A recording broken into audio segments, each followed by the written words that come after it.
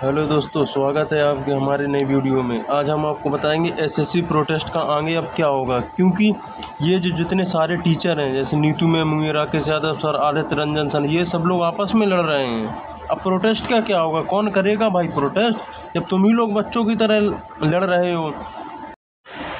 चलिए पहले नीतू मैडम को सुनते हैं, देखते हैं ये क्या बोल रही हैं, फिर आपको हम आदित्य रंजन का भी वीडियो दिखाते हैं। कुछ लोग बहुत ही ज्यादा शोर मचा रहे हैं और शोर वही लोग मचा रहे हैं जिनको ये बात का अफसोस है कि कुछ बच्चों का फायदा क्यों हो गया, क्योंकि किसी का फायदा नहीं होता तो उनका फायदा होता। मैं कल से बार बार एक ही चीज देख रही हूँ कि कुछ लोग हैं जो बहुत ज्यादा अननेसेसरी ड्रामा क्रिएट किए थे और उन लोगों का ड्रामा से अच्छे व्यूज भी आ गए और फिर उनको अचानक लगा कि ऐसा कैसे हो गया कि जिस चीज को लेकर हम लोग 6 अगस्त को पूरा तांडव करने वाले थे, पूरा कैमरामैन, पूरा स्पीड अपने पूरे के पूरे मीडिया टीम को लेकर 6 के बदले में 5 में मैडम जाके डीओपीटी से मिल के आ गई और हमारा सारा जो तमाशा था वो धरा का धरा रह गया। तो वो तमाशा हम करते तो हमारे कोर्सेज कुछ ज्यादा।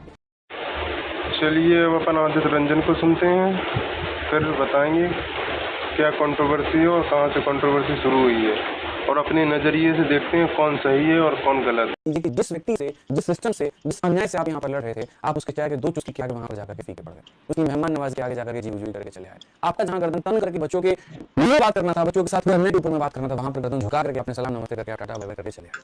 और जो बच्चे यहाँ पर आपके ऊपर में विश्वास में विश्वास 2 मिनट में खत्म हो गया, सिर्फ और सिर्फ आपकी चालू करेगा। तो आप लोगों ने देखा ये कंट्रोवर्सी इसलिए शुरू हुई है कि जो एसएससी के चेयरमैन हैं उन्होंने इन टीचरों को बुलाया, तो अब बुलाया तो बात ही करेंगे ना, टीचर अपनी समस्या बताएंगे वहाँ पे जाके कि हाँ ये दिक्कत है, तो अब वो आश्वासन देंगे कि हाँ हमें इतना टाइम दो, हम आपको जो भी समस्या है उसका निवारण करेंगे। लेकिन अब आदित्य रंजन के सर के अलग ही विचार हैं, वो कह रहे हैं आप क्यों गए, आपने क्यों वहाँ चाय की चुस्की पी और आप पता नहीं क्या क्या सेटल होके आ गए, कुछ मतलब समझ रहे हो कि बिक गए, वहाँ चापलूसी करके आ गए। लेकिन मैं आदित्य रंजन सर के इस विचार से बिल्कुल सहमत नहीं हूँ, क्योंकि भाई आप आंदोलन कर रहे हो तो क्या मतलब लड़ेंगे, क्या डंडा उठाएंगे, क्या मारपीट करेंगे? नहीं भैया, स्टूडेंट बच्चों का भी तो सवाल है। एफआईआर दर्ज होगी तो क्या नौकरी के लिए कोई एलिजिबल होगा? एक के भी अगर एफआईआर लग गई ना तो सरकारी नौकरी तो छोड़ो, कोई प्राइवेट नौकरी भी नहीं कर पाओगे।